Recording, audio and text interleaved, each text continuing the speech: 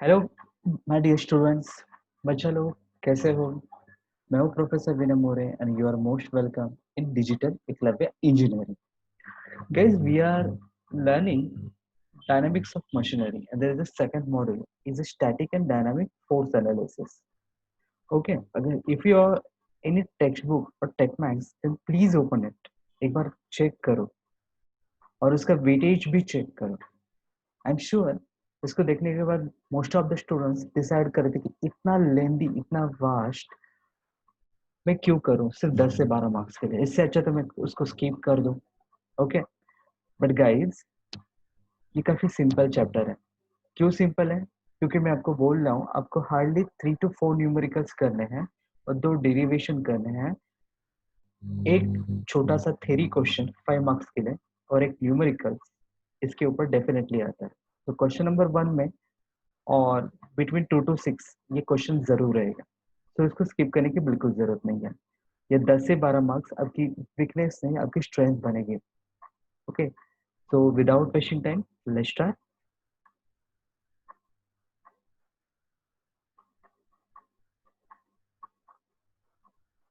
Okay, what do you mean by static and dynamic? This static means what? It is a force which never changes with respect to time.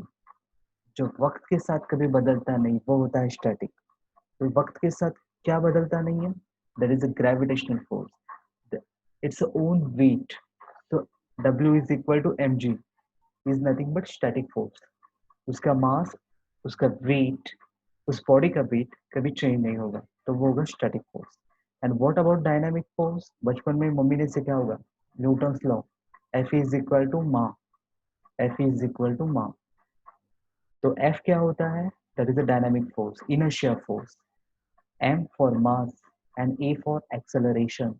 If I change the distance, if I change the distance, if I change the velocity, then acceleration will be also change.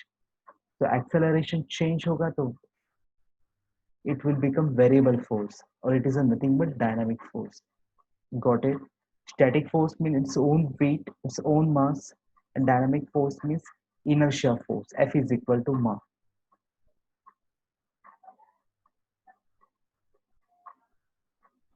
Okay, so अभी ये कभी फुर्सत से पढ़ लेना ये definition. I am sure आपको इसमें से कुछ भी समझ में नहीं आएगा।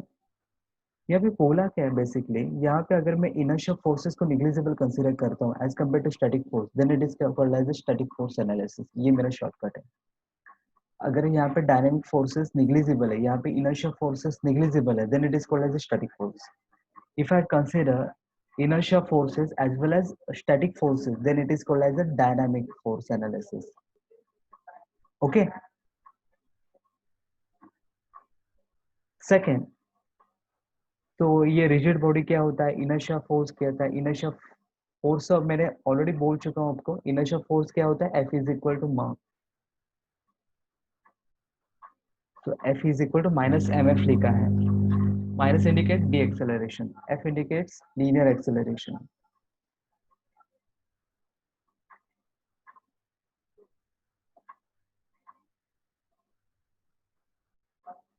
Okay, fine. So M for mass, A for acceleration. Next आपको याद रखना है इनर्शिया टॉर्क।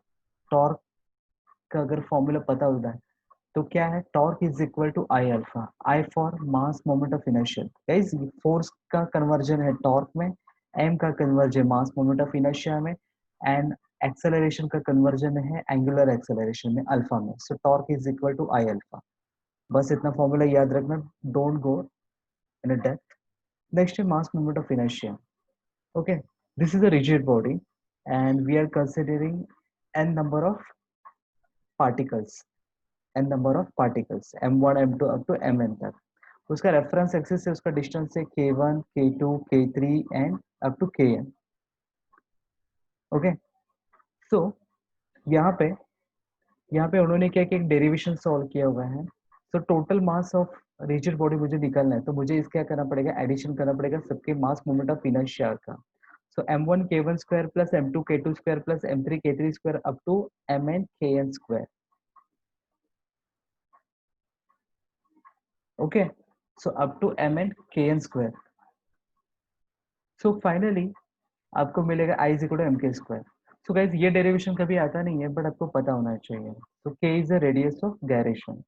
सो k बेसिकली होता है क्या, it is defined as the distance from the given reference line where the whole mass of the body is assumed to be concentrated। हम पकड़ के चले कि वो CG है और उसका रेफरेंस एक्सिस से उसका जो भी डिस्टेंस होगा उसको हम क्या बोलेंगे, रेडियस ऑफ गायरेशन के। तो उसका यूनिट क्या होगा, मीटर। Got it. ओके, तो ज्यादा पढ़ना नहीं क्योंकि इसका ज्यादा वेटेज है नहीं है। सो यहाँ पे मैंने टाइप 1, टाइप 2 एंड टाइप 3। तो फिलहाल हम देखते हैं टाइप 1। टाइप 1 में अगर आप मॉडल 3 पहले कर चुके हैं then you will know about the simple pendulum. आपको सिंपल पेंडुलम का फॉर्मूला पता होगा फ्रीक्वेंसी का, omega N is equal to under root of G upon L. तो फ्रीक्वेंसी होता है 1/2π अपॉन जी अपॉन एल। ये अगर आप स्टार्टिंग में करें तो आपको समझ में नहीं आएगा, जब आप थर्ड मॉडल करोगे आपको इसका आइडिया आ जाएगा। तो वहां पे टाइम पीरियड क्या होता है, फ्रीक्वेंसी का इनवर्स। तो 2π under root of L upon g बन जाएगा। बट यहाँ पे गाइस सिंपल पेंडुलम के ऊपर क्वेश्चन नहीं आता है, क्वेश्चन आता है कंपाउंड पेंडुलम के ऊपर। ओके, तो आपको फोकस करना इस फॉर्मूला पे और वो भी स्पेशली इस फॉर्मूला पे।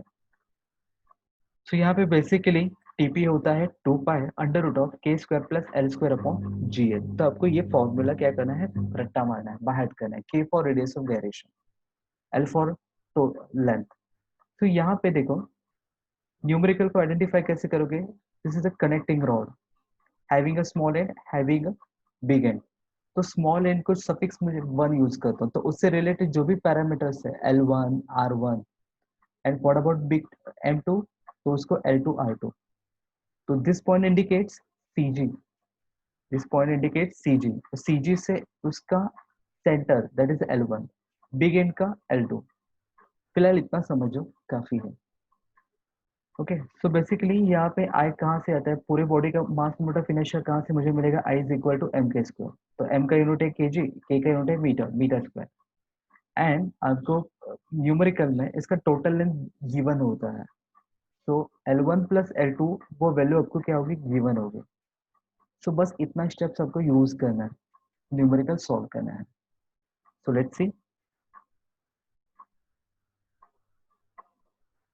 एक कनेक्टिंग रॉड, इससे मुझे पता चला मेरा न्यूमेरिकल है static and dynamic force analysis पे, जिसका मास कितना दिया हुआ है 2.5 kg। It oscillate 60 times in 50 second. Okay, मतलब 60 टाइम उसको ऑसिलेट होने के लिए टाइम कितना लग रहा है, 50 सेकेंड। बट किसको, when it is suspended from the small end centre. अगर मैं स्मॉल एंड सेंटर से अगर उसको हैंग करता हूँ तो मुझे टाइम कितना जाता है, 50 second. It will take a 45 seconds when it is suspended from the big end. तो 45 सेकेंड भी टाइम दिया, नंबर ऑफ ऑसिलेशन सेम होगा 60 टाइम्स। ओके, तो यहाँ पे एक बार स्मॉल एंड से उसको हैंग किया, एक बार बिग एंड से उसको हैंग किया और आपको टाइम पीरियड दिया हुआ है। It is suspended from the big end centre, the distance between small end big end centre of the rod is 220 mm। So total length given है, distance between small end big end. So total length आपको दिया हुआ है 0.22 metre आएगा।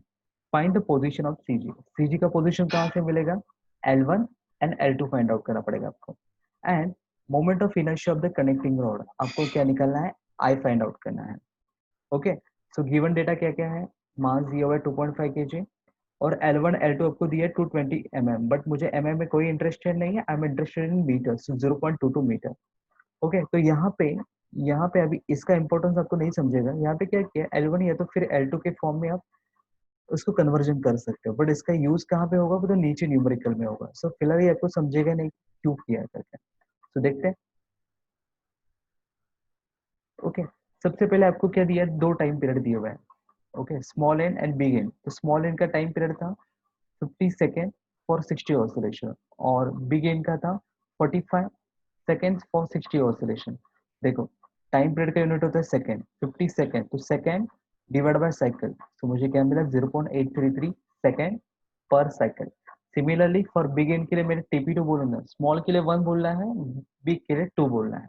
तो 45 divide by 60 0.75 second पर cycle. Got it.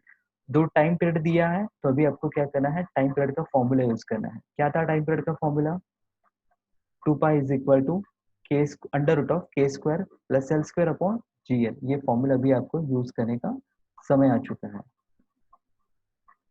Okay, सो सबसे पहले क्या करूंगा, मैं स्मॉल एन के लिए सॉल्व करूंगा। तो TP1 is equal to 2 pi under root of K square upon L1 square. So जहाँ पे L था उसको मैं L1 से रिप्लेस करूंगा।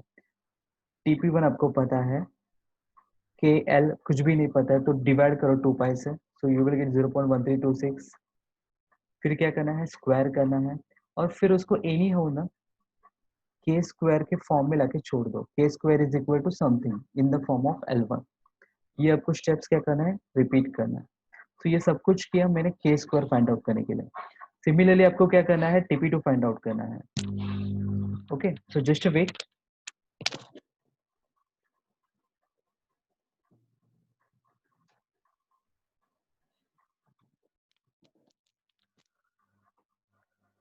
TP2 is equal to 2 pi K square plus L2 square, मैंने उसको बोला अपॉन GL2। ओके, 0.75 दिया था, डिवाइड बाय 2 पाई किया, आपको मिलेगा 0.1193।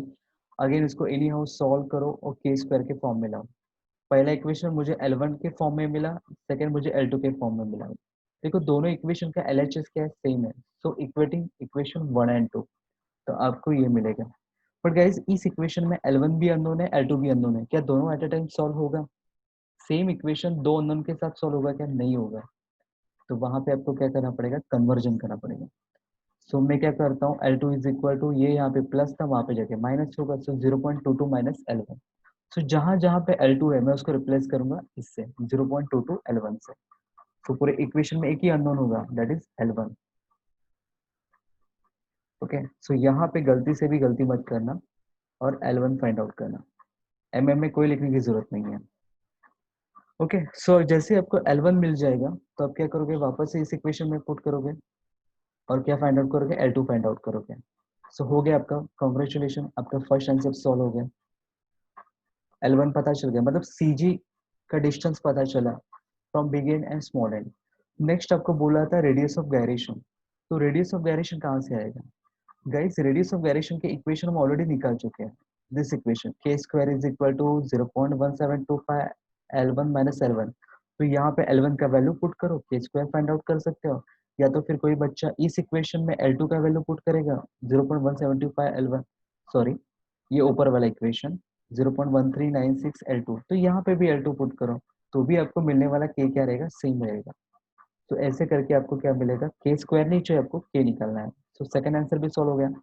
थर्ड आपको निकलना है mass moment of inertia. Mass moment of inertia क्या होता है, एम के स्क्वायर। मास ऑलरेडी गिवन था, के अपने अभी फ्रेश फ्रेश ताजा ताजा निकाला हुआ है, पुट करो गर्मा गर्म और वहां पे आंसर निकालो। यूनिट क्या रहेगा उसका, केजी मीटर स्क्वायर। सो यहाँ पे बेसिकली हमने क्या किया, टीपी का फॉर्मूला यूज किया स्मॉल एन के लिए, बिग एन के लिए भी टीपी का फॉर्मूला यूज किया, दोनों को सॉल्व किया अप टू के स्क्वायर, फिर के स्क्वायर इक्वेशन को हमने इक्वेट किया, फिर L1 L2 को हमने रिप्लेस किया, एक ही अननोन को रखा, फिर इधर हम L1 को निकालेंगे या तो फिर L2 को सॉल्व करेंगे। फिर मैंने L2 को निकाला तो L1 के इक्वेशन में पुट किया, L1 फाइंड आउट किया। फिर हमने क्या किया, किसी भी इक्वेशन में L1 L2 पुट करो और के स्क्वायर फाइंड आउट करो, के स्क्वायर से के मिला, फिर के स्क्वायर को यूज करके m को यूज करके आपने आई निकाला। सो गाइज इस सीक्वेंस को याद रखो, बाहर करने की जरूरत नहीं है, समझने की जरूरत है। ये न्यूमेरिकल आपको वहां पे एज इट इज याद आना चाहिए। डिफिकल्ट था नहीं था, काफी है, सिर्फ ये लेंदी है। Got it. Next, dynamic equivalent system. Dynamic equivalent system means होता क्या है, एक सपोज एक रिजिड बॉडी है, उसको हमने सॉल्व करने के लिए हमने क्या किया, दो इमेजिनरी मासेस में हमने उसको क्या कर दिया, इक्विवेलेंट सिस्टम में उसको डिस्ट्रीब्यूट कर दिया। So these are the imaginary masses, मतलब एक पार्ट को हमने दो पार्ट में डिवाइड किया, जिसको हमने M1 बोला, दूसरे को हमने M2 बोला। और जरूर नहीं, और उसका सीजी से उसका स्मॉल का L1, बिग का L2, सीजी से उसका डिस्टेंस। जरूरी नहीं कि ये लेंथ और ये लेंथ सेम होगा, जरूरी नहीं है। ओके, इसका अंदाजा आपको नेक्स्ट न्यूमेरिकल में समझ में आएगा। और यहाँ पे देखो, ये जैसे कि मैंने स्टार्टिंग में इनिशियली बोला था कि यहाँ पे दो डेरिवेशन आपको करके जाना है, तो ये है वो फर्स्ट डेरिवेशन जो आपको करके जाना है। Define equivalent system and state the condition. तो कंडीशन स्टेट करने के लिए बोला है, तो जरूरी नहीं कि इतना कुछ लिखना है आपको, काम की चीज सिर्फ इतनी है। मैं जितना हाईलाइट करके दे रहा हूँ ये सिर्फ आपकी काम की चीज है, बाकी जरूरी नहीं है। और फाइनल, ओके, तो ये है क्या, मैं आपको रफली काफी शॉर्टकट में बोलता हूँ। डायनेमिक इक्विवेलेंट सिस्टम होता क्या है? There are three condition. अगर मैं वो दो इमेजिनरी मासेस को ऐड करता हूँ तो मुझे टोटल मास मिलना चाहिए। तो ये है एक फर्स्ट कंडीशन।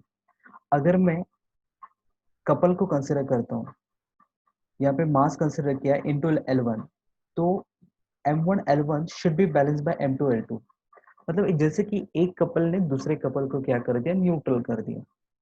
अगर ये दोनों कंडीशन सेटिस्फाई होती है तो then it is a statically equivalent system. And dynamically equivalent कब होगा, जब तीनों कंडीशन सेटिस्फाई होगा। थर्ड कंडीशन क्या है, उसका mass moment of inertia Ig1 plus Ig2 वो टोटल के साथ मैच होना चाहिए। तो स्मॉल का M1 L1 स्क्वायर, बिग का M2 L2 स्क्वायर, वो मिला के मुझे M के स्क्वायर के साथ वो सेम वैल्यू होना चाहिए। सो अगर ये तीनों कंडीशन सेटिस्फाई होती है तो वो होगा डायनामिक इक्विवेलेंट सिस्टम। अगर सिर्फ फर्स्ट टू होती है then it is statically equivalent system. तो डायनामिक इक्विवेलेंट मासेस के ऊपर क्वेश्चन आता है, तो वो कहाँ से आता है, तो ये आपको ये फॉर्मूला रट्टा मारना है। ओके, तो यहाँ पे समझ के लो, this is imaginary static dynamically equivalent systems. ये L1 अलग होगा। सो दिमाग से निकाल दो कि भाई मुझे पता है तो मैं डायरेक्टली पुट कर दूंगा, नहीं, this L1 is a different. M1 is equal to ML2. M1 is depends upon total mass M and opposite distance L2 upon L1 plus L2। Okay, इन दोनों का एडिशन उतना ही आएगा, L ही आएगा। नेक्स्ट M2 निकालना है, तो total mass into opposite distance L1 upon L1 plus L2। M1 क्या है, स्मॉल एंड मास, M2 क्या है, बिग एंड मास। और एक और इक्वेशन है, जैसे कि I is equal to M K square होता है, तो के स्क्वायर कहाँ से आता है, तो L1 L2 से आता है। ओके, इसका यूज कहाँ पे होगा, तो वो देखते हैं, टू फाइंड L2। ये आपको न्यूमेरिकल में समझेगा, फिलहाल नहीं समझेगा। ओके, सो लेट्स सी, वो न्यूमेरिकल देखते हैं।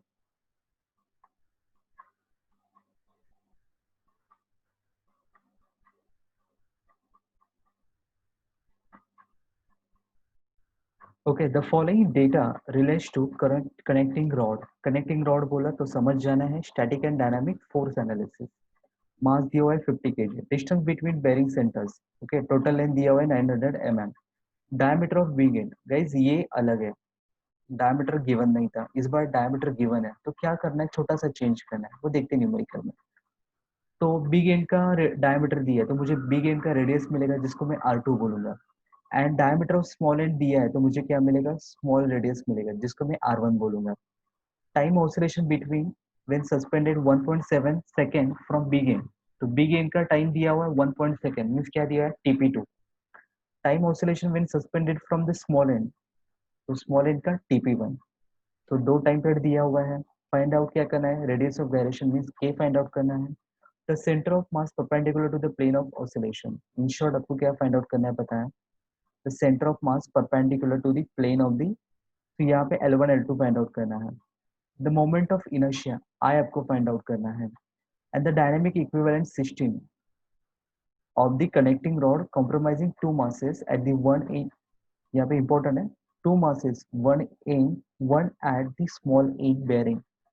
दो मासेस है, उसका जो एक स्मॉल एंड मासेस पे क्या रहेगा, उसका मास, उसका पोजीशन होगा। तो यहाँ पे आपको निकालना है के, L1 L2, आई निकालना है, और dynamic equivalent masses M1 and M2 आपको फाइंड आउट करना है।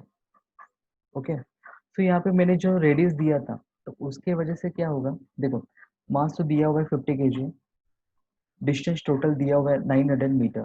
तो यहाँ पे जैसे कि पहले हमने किया था, L2 is equal to total length minus L1, इसमें कोई डाउट नहीं होगा क्योंकि आपने पहले न्यूमेरिकल देखा है। तो यहाँ पे उन्होंने रेडियस दी, डायमीटर दिया, तो मुझे R1 भी मिला, R2 भी मिला।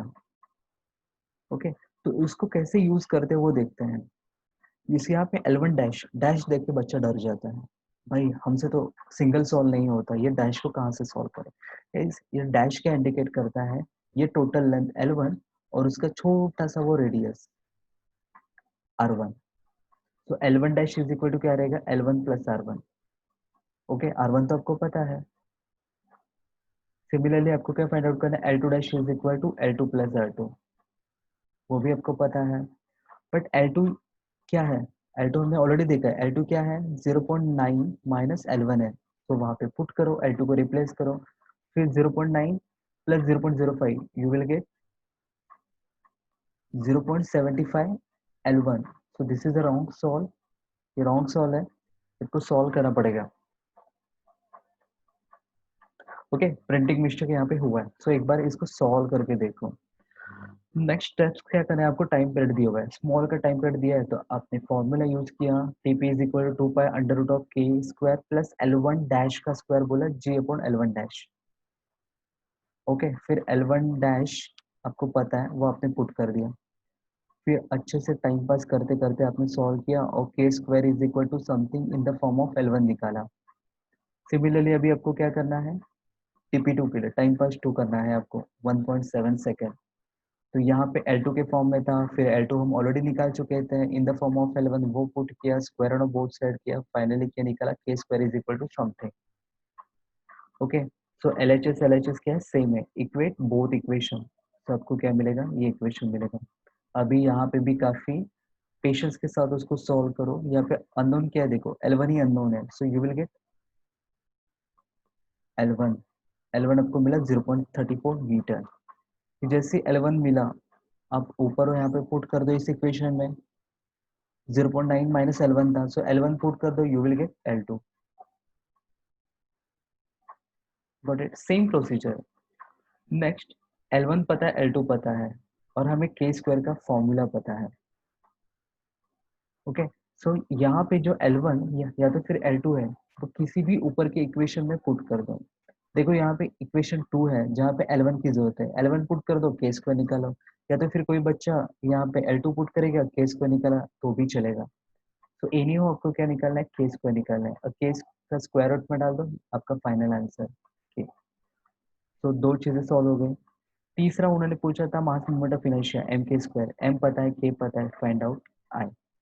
और यहाँ पे जो चौथा पूछा था, क्या पूछा था, डायनामिक इक्विवेलेंट मासेस, जो उन्होंने सॉल्व ही नहीं किया, भूल गए वो आराम से। तो डायनामिक इक्विवेलेंट मासेस कहाँ से आएगी, तो यहाँ से आएगा, m1 is equal to total mass, जो कि वहां पे भी गिवन है, L2 वो हमें पता है, L1 प्लस L2 हमें पता है, तो ऐसे करके आपको m1 निकालना है, सेम आपको m2 निकालना है। सो वहां पे एक्चुअली प्रॉपरली क्रॉप नहीं हो, क्रॉप हुआ है, तो m1 तो आपको शो हो रहा है, बट m2 का सिर्फ फाइनल वैल्यू दिख रहा है।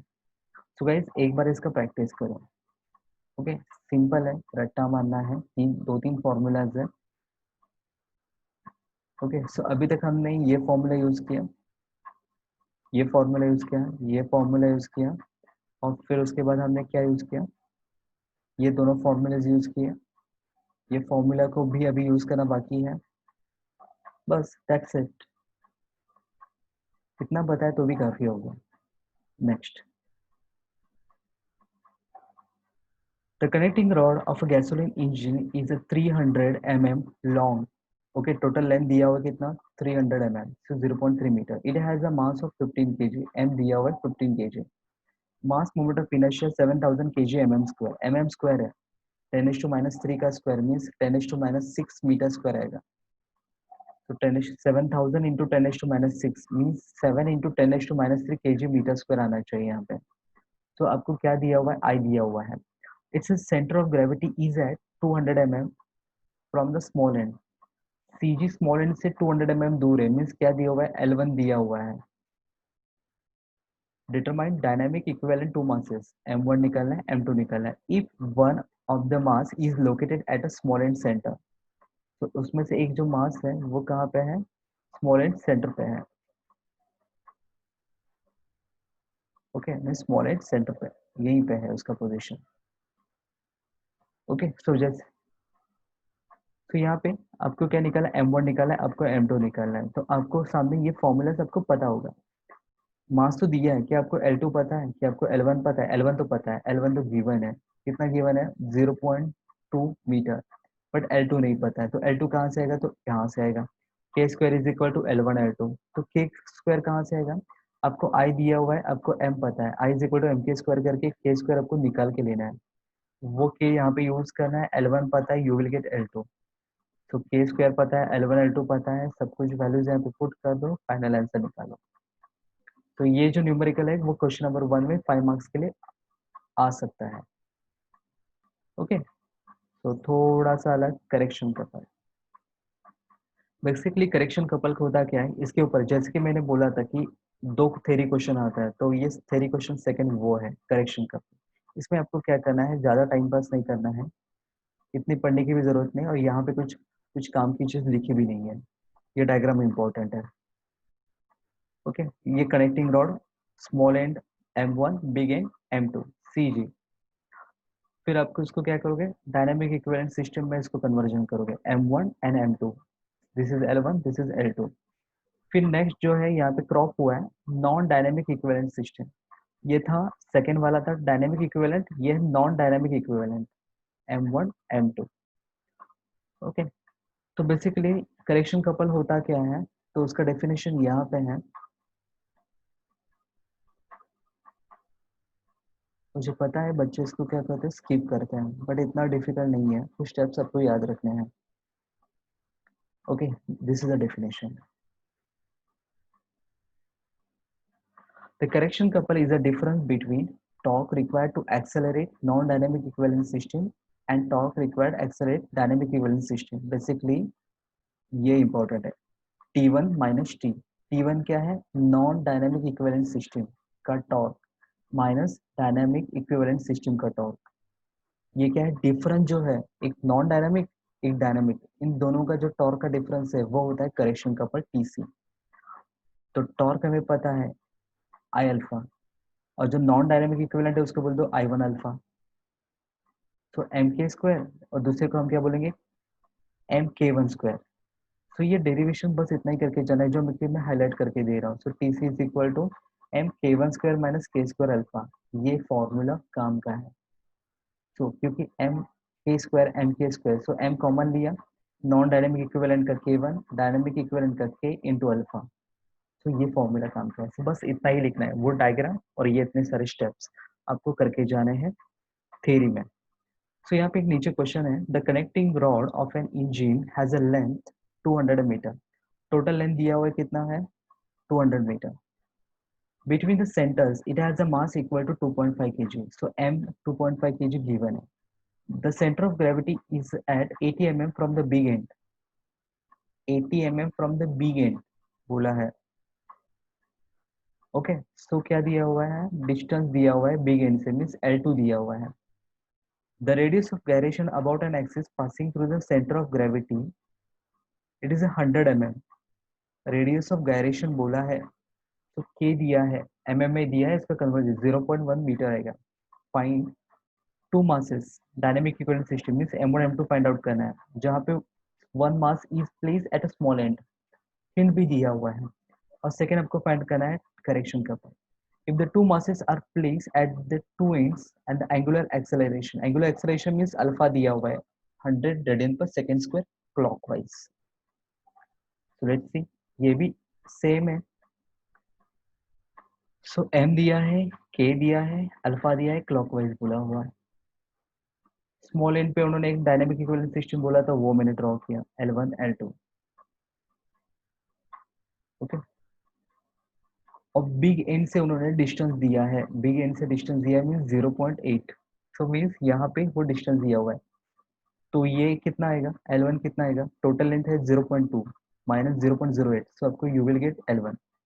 क्योंकि यहाँ पे डायनेमिक इक्विवेलेंट पे ये फिक्स है, स्मॉल एंड फिक्स है, लार्ज एंड फिक्स नहीं है, तो L2 वेरी होगा।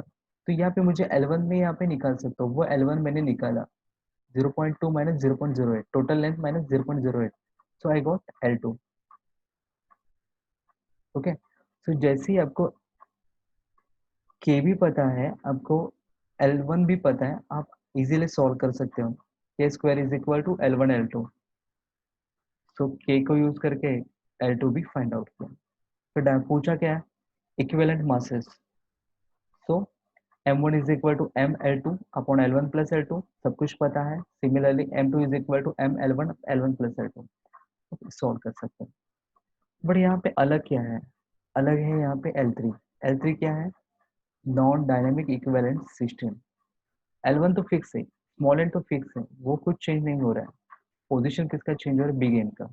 और उसको, उस डिस्टेंस को हमने बोला L3, क्योंकि this is a non dynamic equivalent system.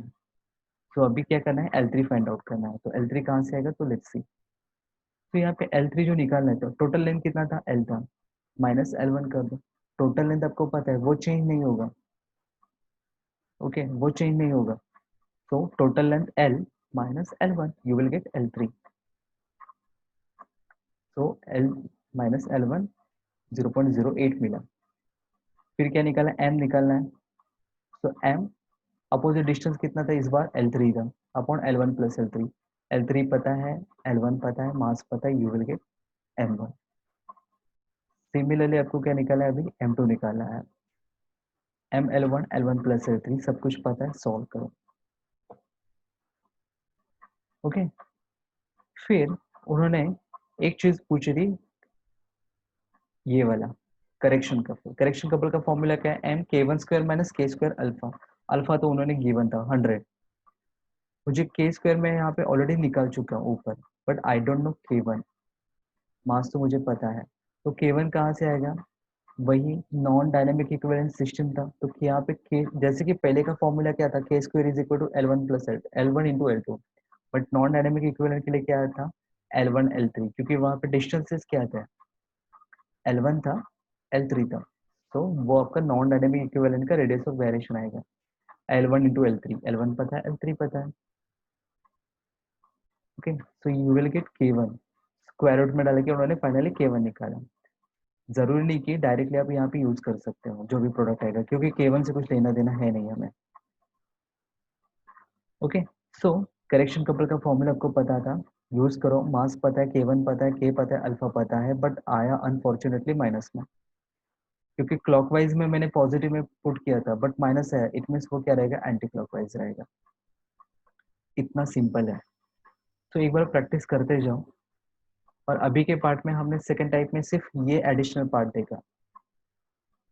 Okay, तो इसको कैसे सॉल्व करते हैं? तो यहाँ से सॉल्व करते हैं। तो इसकी एक बार प्रैक्टिस करना है। This is a master numerical. अगर प्रैक्टिस करना है तो इस न्यूमेरिकल की प्रैक्टिस करो।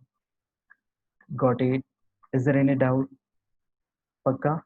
चलो next numerical, next type, last वाला। वो भी सबसे आसान है। यहाँ पे तो पिकअप एंड ड्रॉप सर्विस देनी है आपको। ये आराम से पढ़ लेना दिवाली की छुट्टी में। स्टैटिक क्या होता है, डायनामिक क्या होता है। ओके, तो फिलहाल समझने की बात यहाँ पे देखो। डायग्राम को मैं सीरियसली एक्सप्लेन करता हूँ यहाँ पे। This is a crank radius. ये क्या है? क्रैंक रेडियस, जिसका रेडियस आर है और इसका हॉरिजॉन्टल के साथ एंगल है theta. This is a piston, और वहाँ पे कनेक्टिंग रॉड कनेक्टेड है, कनेक्टिंग रॉड जिसका एंगल हॉरिजॉन्टल के साथ होगा फाइव। तो थीटा और फाई को याद रखो, क्या है? थीटा और फाई को याद रखना। ओके, कनेक्टिंग रॉड का लेंथ आर, क्रैंक रेडियस का आर। तो जब भी ये रोटेट होगा तो वहां पे कुछ फोर्सेस काम करेंगे। तो पिस्टन के ऊपर नॉर्मल फोर्स Fm, पिस्टन यहाँ पे रोटेट हो रहा है तो यहाँ पे फोर्स एक्ट करेगा पिस्टन फोर्स Fp। तो Fp क्या है? This is actual force acting on piston, या तो फिर उसको बोलते हैं पिस्टन एफर्ट्स। ओके, नेक्स्ट है Fn। देखा Fn, that is the normal reaction acting on the cylinder. So ये सिर्फ डायग्राम को समझ के लो, याद रखने की जरूरत नहीं है। Fn नॉर्मल फोर्स है पिस्टन पे, अभी ये यहाँ पे रोटेट हो रहा है तो यहाँ पे पिस्टन फोर्स यहाँ पे एक्ट करेगा। Fq क्या है? That is a force acting on the connecting rod. Connecting rod कहाँ पे? यहाँ पे। तो कनेक्टिंग रॉड पे जो फोर्स एक्ट करेगा वो क्या रहेगा? Fq रहेगा। Ft क्या है? That is a tangential force, tangential force acting on crank pin. तो टेंजेंशियल फोर्स इसके लिए क्या होगा? This one, Ft। Okay, and what about Fr? This is a radial force, वो कहाँ पे एक्ट करेगा? Towards rotating point. सो ये समझ के लो, ये आराम से पढ़ो। नेक्स्ट थीटा क्या है? This is the angle made by crank with crank. And five, this is the angle made by the connecting rod. Obliquity ratio n is equal to L upon R। mr is the reciprocating parts means piston का mass, m is the total connecting rod का mass. Okay, बस इतना याद रखना है।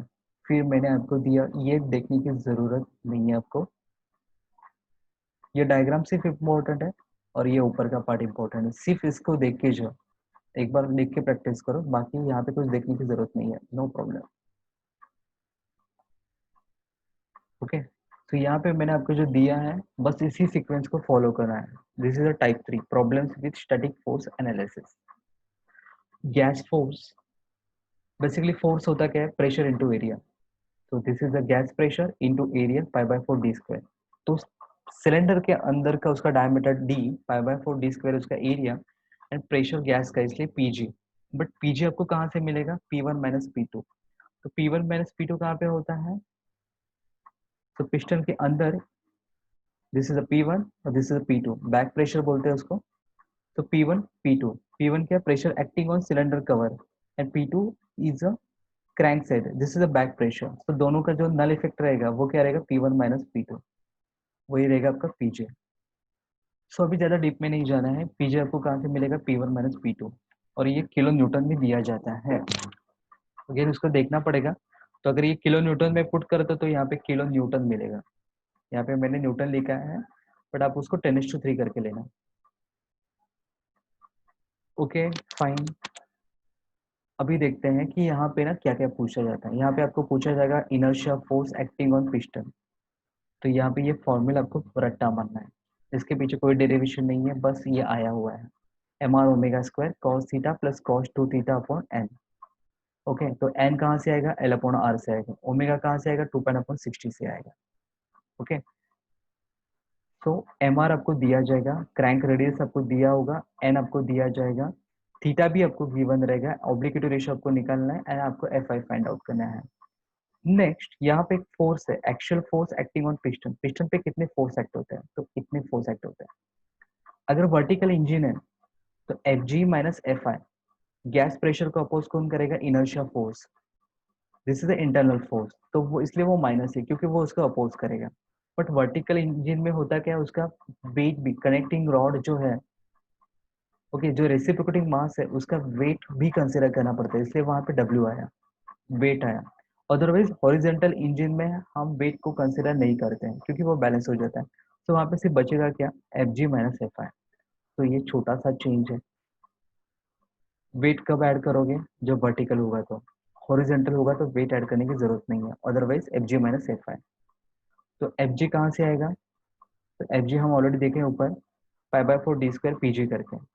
Okay, F I कहाँ से आएगा, तो M R omega square cos theta cos 2 theta upon N करके। वेट कहाँ से आएगा, अगर वेट पूछा तो M G, mass of reciprocating into 9.8, मतलब ये सब कुछ उसके लिए था। नेक्स्ट पूछते हैं टेंजेंशियल फोर्स, या तो फिर क्रैंक एफर्ट, या तो फिर thrust on bearing, means F T पूछा है, तो एफ टी का फॉर्मूला है F Q sine theta plus five. F Q sine theta plus five, theta क्या है, क्रैंक एंगल, फाइव क्या है, कनेक्टिंग रॉड एंगल। तो अभी एफ क्यू पता होना चाहिए, तो एफ क्यू कहाँ से आएगा, एफ क्यू आएगा एफ पी, ऑलरेडी हम निकाल चुके हैं ऊपर, डिवाइड बाय कॉस फाइव। ऐसे करके आपको एफ क्यू निकालना है, फिर सब कुछ पुट करो और एफ टी फाइंड आउट करो। वेयर फाइव, फाइव अगर गिवन नहीं है डायरेक्टली, तो फाइव कितना लोगे, तो फाइव का फॉर्मूला है स्टैंडर्ड, आपको sine five is equal to sine theta upon N, sine five is equal to sine theta upon N. तो साइन इनवर्स करके आप फाइव निकाल सकते हो। थीटा आपको दिया जाएगा N is equal to L upon R. Okay, और समटाइम्स क्रैंक रेडियस दिया नहीं है तो डायरेक्टली स्ट्रोक दिया जाता है, तो स्ट्रोक का हाफ लेना है, then you will get crank radius R. Okay, so ये डायग्राम का प्रैक्टिस करना है आपको।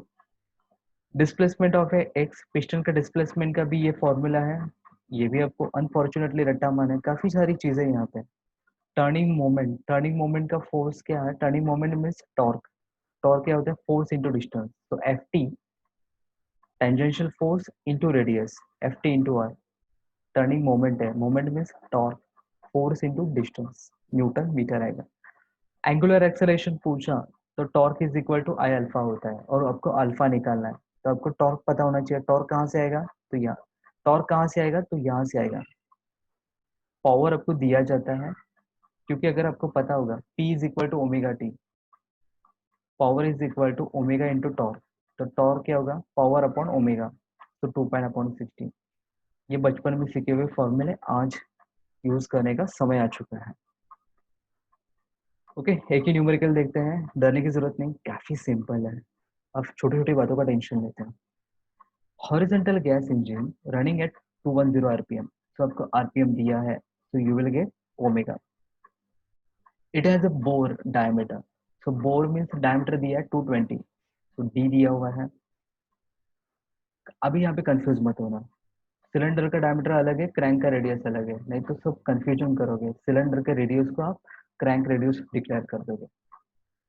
स्ट्रोक लेंथ दिया हुआ है, स्ट्रोक दिया है तो आपको क्या मिल जाएगा, क्रैंक रेडियस। स्ट्रोक का हाफ क्या होता है, क्रैंक रेडियस। फिर बोला है रेसिप्रोकेटिंग वेट, वेट बोला है केजी में दिया है, मीन्स क्या दिया हुआ है, एमजी दिया हुआ है। When the crank has a turn through angle 30 degree, crank का एंगल दिया है, क्रैंक का एंगल कितना होता है, थीटा होता है। Gas pressure on the cover and the crank side is 500 kilo Newton and 60 kilo Newton. In short maximum P1 लेना है, उसको P2 डिक्लेयर करना है, तो आपको क्या मिल जाएगा, P1 P2। ओके, तो ज्यादा सोचना नहीं, मैक्सिमम माइनस मिनिमम वैल्यू कर दो, you will get delta P, PG P1 minus P2। Next क्या बोला है, diameter of the piston rod, diameter of the piston rod is a 40 mm. Okay, diameter of the piston rod, इसका use मुझे तो नहीं लगता कहीं पे होगा, पिस्टन रॉड से कुछ लेना देना है नहीं हमें। ओके, सो एडिशनल डेटा है, determine turning moment. Turning moment निकालना है आपको, तो टर्निंग मोमेंट होता क्या है, this one, F T into R. फिर बोला है साइड थ्रस्ट, थ्रस्ट मीन्स आपको पूछा है एफ टी, टेंजेंशियल फोर्स। तीसरा उन्होंने पूछा है आपको, acceleration of the flywheel has a mass 8 kg। Okay, mass दिया हुआ है, टोटल मास दिया हुआ है 8 kg, रेडियस ऑफ गायरेशन के भी दिया हुआ है आपको, तो I is equal to M K square करके आप एफ आई फाइंड आउट कर सकते हैं। Find the power of the engine, power कितना दिया हुआ है, 20 किलोवाट। ओके, बट निकालना क्या है, acceleration of the flywheel means आपको निकालना है अल्फा। ओके, तो सीक्वेंस वही जाना है जो मैंने टेबल दिया आपको, P1 माइनस P2 करो, और सबसे पहले सॉल्व करो pi by 4 D square into P G. सबसे पहले एफ जी फाइंड आउट किया। नेक्स्ट आपने एफ आई का formula, M R omega square cos theta plus cos 2 theta upon N. तो थीटा पता है, एम आर पता है, ओमेगा पता है, आपको क्या फाइंड आउट करना है, एफ आई फाइंड आउट करना है। नेक्स्ट क्या करोगे, यहाँ पे कुछ मेंशन है क्या, vertical engine, horizontal engine, horizontal engine है, तो हॉरिजॉन्टल इंजन में क्या, कौन सा फॉर्मूला यूज करोगे, F G minus F I. तो F G minus F I में निकाल चुका हूँ। Okay, so I will get F P, F P हो गया।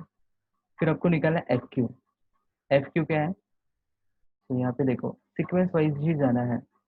मुझे टेंजेंशियल फोर्स निकाला तो मुझे एफ क्यू पता होना चाहिए, तो एफ क्यू कहाँ से आएगा, F P minus five. F P निकाल चुके हैं, बट क्या मुझे फाइव पता है, तो फाइव कहाँ से आएगा, sine inverse of sine theta upon N.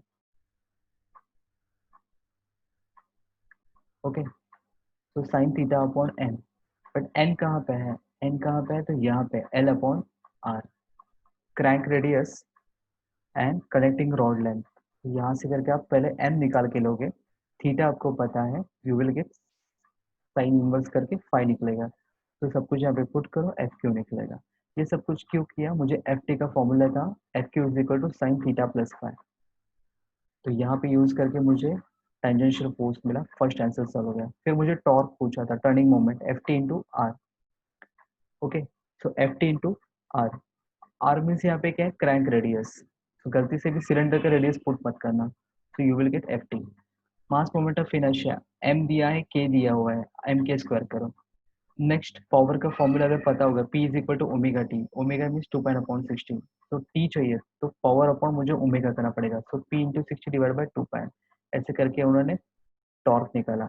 फिर टॉर्क और अल्फा का रिलेशन क्या था, torque is equal to I alpha, ऐसे करके उन्होंने अल्फा निकाला, एंगुलर एक्सेलरेशन रेडियन पर सेकंड स्क्वायर। तो गाइस काफी सिंपल है, आपको ये सिर्फ सीक्वेंस याद रखना है, इतनी प्रैक्टिस करो कि ऐसे टाइप के न्यूमेरिकल 10 मार्क्स के लिए आ सकते हैं, आपके हाथ के मार्क्स हैं।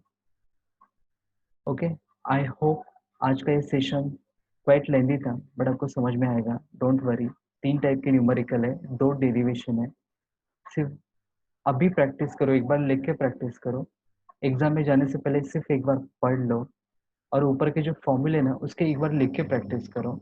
एग्जाम के दिन भी डेरिवेशन हो या न्यूमेरिकल हो, आई एम श्योर आप इसको सॉल्व करोगे। Okay, so today we will stop here. Have a nice day. Take care. Goodbye.